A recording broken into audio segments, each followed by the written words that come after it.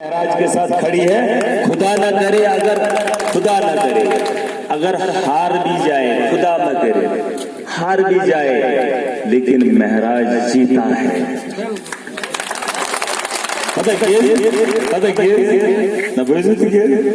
क्योंकि इतने लोग मेरी बात को कबूल करेंगे, जो महराज कहेगा उस बात के साथ चलेंगे। बस आज तक सुनने वाला कोई नहीं था, मानने वाला कोई नहीं था। अल्लाह का शुक्र है, इतनी इज्जत दे दी। और हमारा रास्ता सच्चाई का है, सच कड़वा होता है। तक मजे या पैर में से मगर कोशिश करेंगे, हक खाएंगे, किसी गरीब पे जुल्म नहीं करेंगे, करना भी नहीं। क्योंकि अल्लाह ने कहा जो आपके मुकद्दर में है, रास्ते दो हैं, एक हलाल का है, एक हराम का है। जो शाम को आपको मिलना है वो मिल के रहेगा।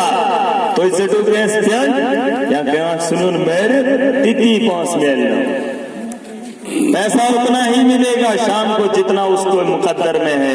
फिर हम अच्छे रास्ते से क्यों नहीं जाएंगे? यूं करो कारोबार,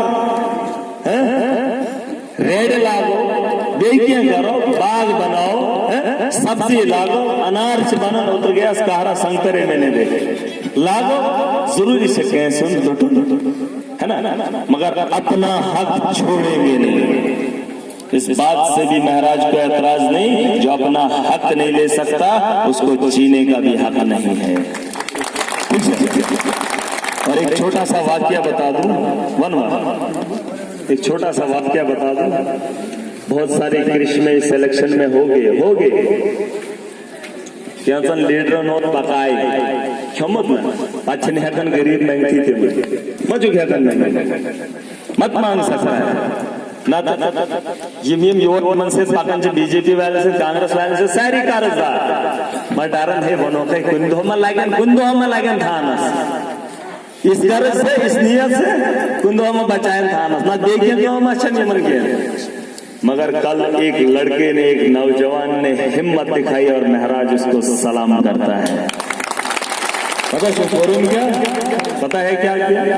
अपना हक छीन कर लिया और महराज इस जज्बे को भी सलाम करता है और उस जवान को भी सलाम करता है।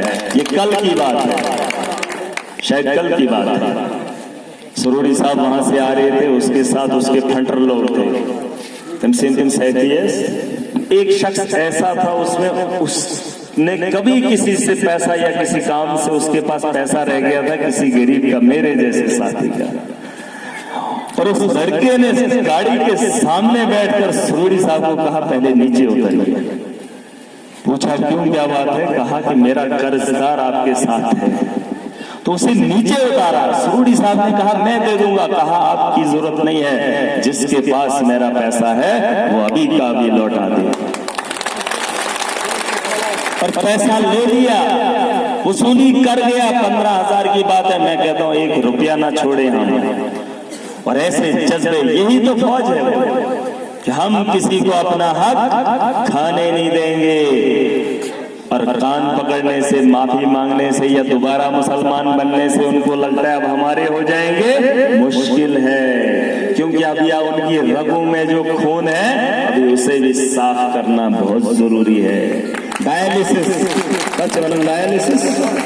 तो खून निकाल के गरीबों का वो जो उन्होंने किया है, ये मन देते होता है। जो माफी मांग रहे हैं उनको कहो कि अपनी प्रॉपर्टी बेच दो, वो दान कर दो, देखने बने आग से कमर ताक मत दे। क्योंकि अल्लाह जब माफ नहीं करेगा तो लोग कहां से आपको माफ करेंगे?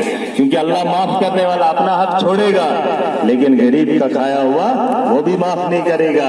सुना? तो इसलिए उनको कहो मकान बेच दे, प्रॉपर्टी बेच दे, दी उनको ने दान करो। कहीं मस्जिद बनती है, मंदिर बनता है, मदरसे बनते हैं, उनके इदारे बनते हैं, इनके बनाओ। कुछ ऐसे काम करो जिससे आवाम के लिए फायदा हो।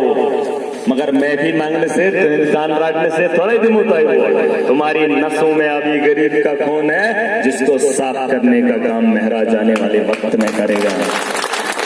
ठीक है? हाँ, सवारा का बड़े जज्बे के साथ आया था, मगर खत्म हो। खुदा गवाह है, बड़ा दुख हुआ। चलो मैं था जो ख्याल सैरी वेंजो तिमंत वेंजो फोन पिकर जो ठीक है वही नेरो आराम से सुबह जितना जल्दी हो सके वहीं गसो जनाज़ में अब हमारा कहीं का प्रोग्राम नहीं, कहीं जाने का इरादा नहीं है। और जिन घरों तक नहीं पहुंच पाया उनको मेरी तरफ से एक बात बता देना।